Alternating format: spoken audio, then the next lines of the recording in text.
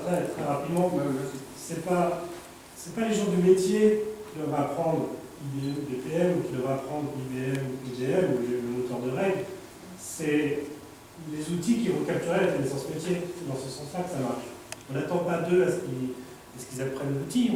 On va utiliser l'outil pour capturer leur connaissance métier, soit d'un point de vue processus, soit d'un point de vue règle métier. Donc il n'y a pas de formation des gens du métier. Il n'y a rien de pire, en tout cas, moi, ce que je vois par exemple sur la partie Java plutôt règle métier, donc service de décision, il n'y a rien de pire qu'un client qui me dit j'ai demandé à mes experts métiers d'écrire les règles ILOG. Donc l'outil s'appelle, je sais pas si vous avez entendu parler d'ILOG, l'outil, le moteur de règles, ça s'appelle ILOG, on peut être acheté par IBM. Il n'y a rien de pire parce que finalement ils vont écrire des règles en imaginant ce que c'est qu'une règle ILOG. Mais alors pour nous on travaille différemment, on va interviewer les gens de métier et on va capturer la connaissance métier.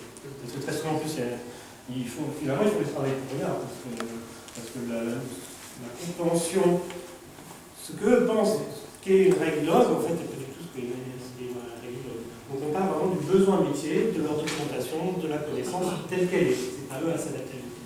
Et c'est pareil sur la connaissance métier. Je pose la question